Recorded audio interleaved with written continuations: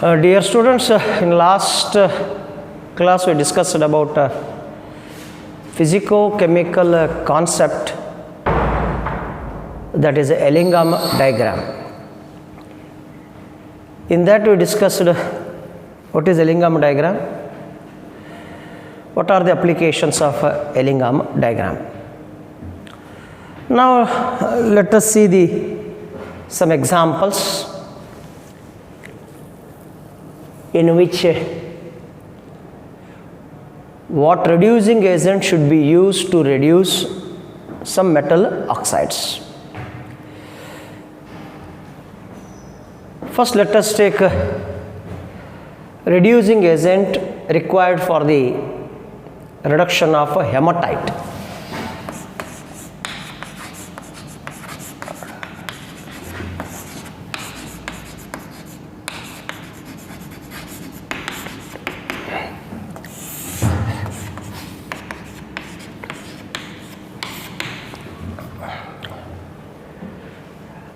According to Ellingham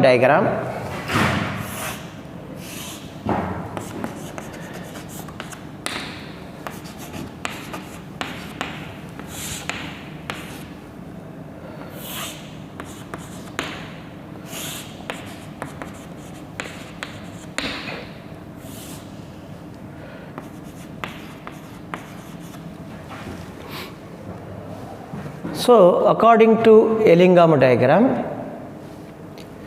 the intersects of two curves takes place at 300 degrees Celsius. It means carbon monoxide is the better reducing agent for the reduction of hematite, because in case of selection of reducing agent, we concluded that above 310 degrees Celsius, coke is the better reducing agent, and below 310 degrees Celsius, carbon monoxide is the better reducing agent. Therefore, carbon monoxide is better reducing agent for the reduction of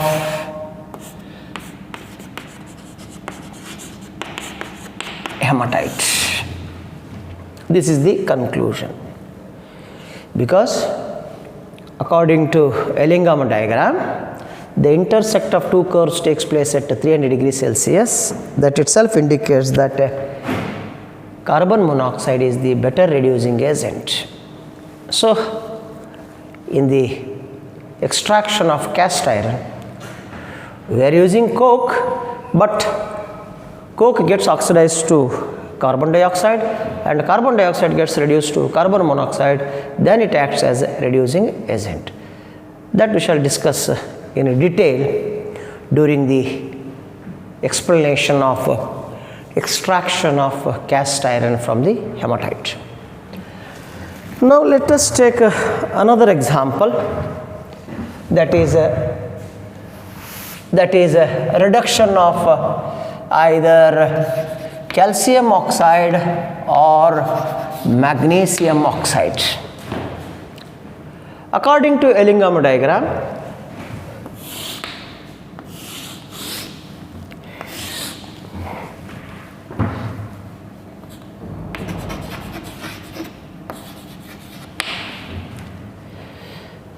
the intersect of curves takes place above 1500 degrees Celsius, but we can use a coke as a reducing agent, but at higher temperature, whatever the metal is obtained, that is in the vapor state. Therefore, coke cannot be used as a reducing agent, and they are all more electropositive metal, hence we cannot use any suitable reducing agent to reduce calcium oxide or magnesium oxide, but they can be reduced by using what you can say electric reduction. So, in case of silver oxide or mercury oxide, what type of reducing agent should be used? Very simple, according to Ellingham diagram.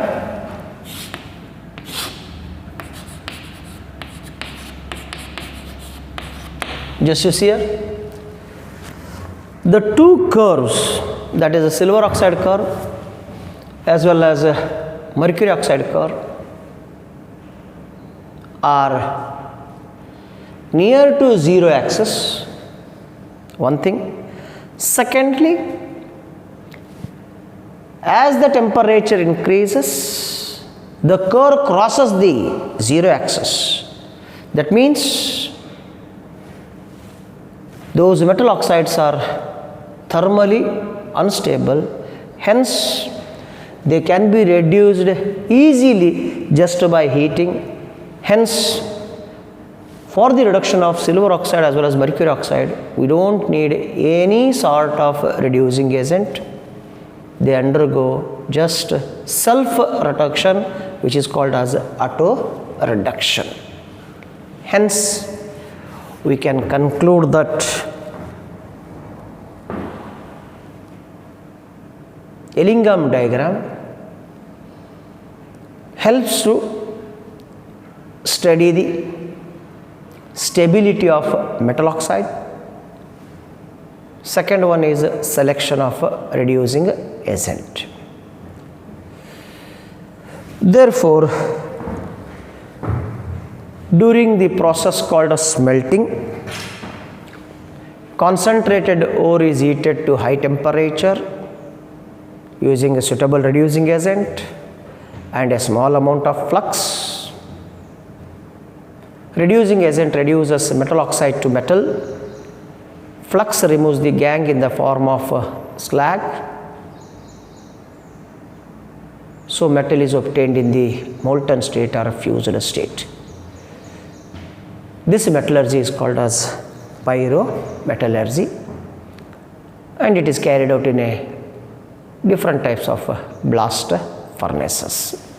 So, this is about first type of metallurgical procedure called as what you can call pyrometallurgy. Second one is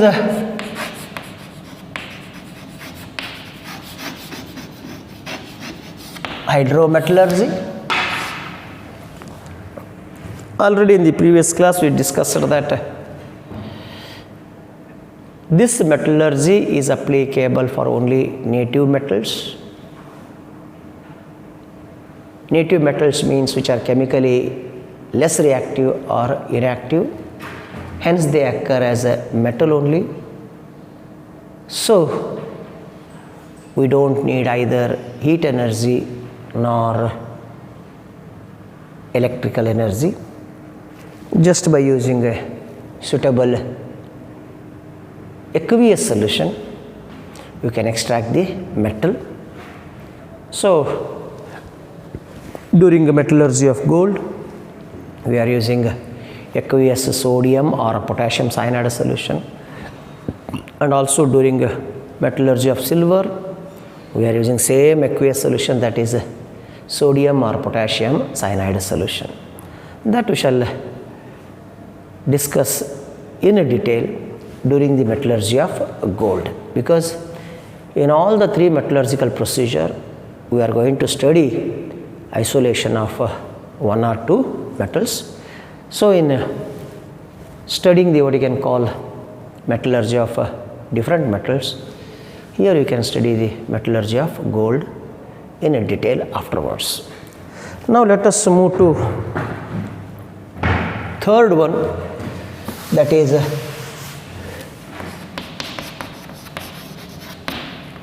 electrometallurgy. What is meant by electrometallurgy? So this method is applicable to extract more electropositive metals like alkali metals, alkaline earth metals and aluminium. What is the reason why you are going to extract only these more electropositive metals by using electric energy? Because already we have discussed in case of a physico-chemical concept called as a Ellingham diagram.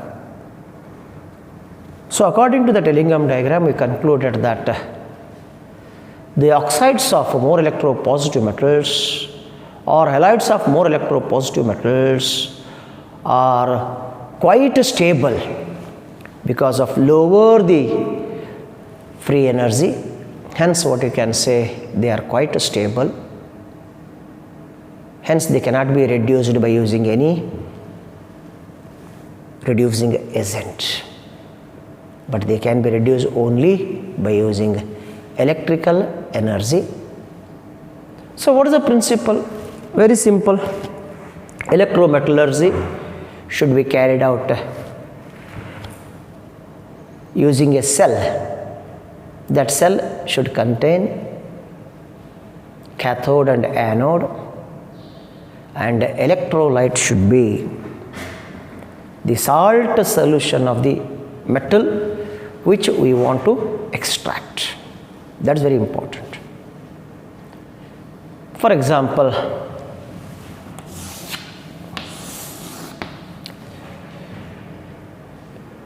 if you want to extract what you can say aluminium, so here you can use what you can say cathode and anode, and electrolyte should be the salt solution of the same metal, and here it is pure alumina dissolved in molten cryolite. Because pure alumina is a bad conductor of electricity, that we shall discuss it afterwards. So that should be converted into good electrolyte by dissolving in cryolite. Cryolite is also ore of aluminium, and small amount of flux should be used, what you can call fluorospar, that increases the conductivity. Then when you pass the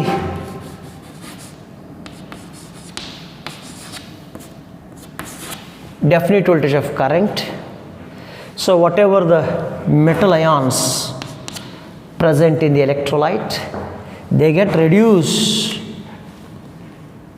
to metal at cathode, and which is deposited over the cathode as a pure metal. Simultaneously, the same amount of crude metal gets dissociated into electrolyte. So automatically what happened, pure metal is going to collected at the cathode and separate the cathode and collect the metal. This is the principle of electrometallurgy. So electrometallurgy is applicable for more electropositive metal because the compounds of more electropositive metals are quite stable.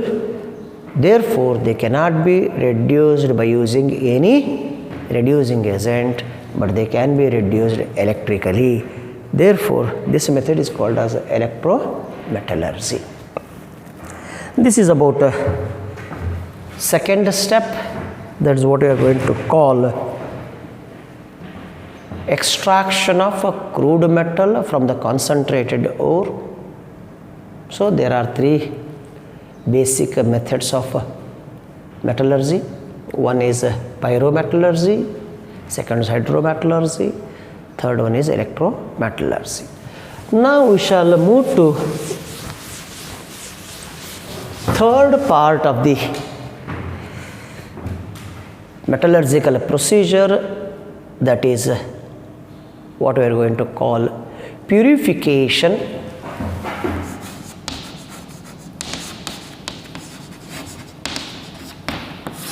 or refining or extraction of a pure metal from the crude metal. So there are various different methods to purify the metals, like liquefaction, distillation, fractional distillation, pooling, electrolytic refining, phase transformation or phase refining, vapor phase refining, like that. Different methods are there, zone refining, etc. These methods are mainly depend upon the nature of the metal as well as impurities. So according to your syllabus, we shall study 5 different methods of purification. One is liquefaction, second one is electrolytic refining, zone refining, then vapor phase refining. Now let us start the first one, that is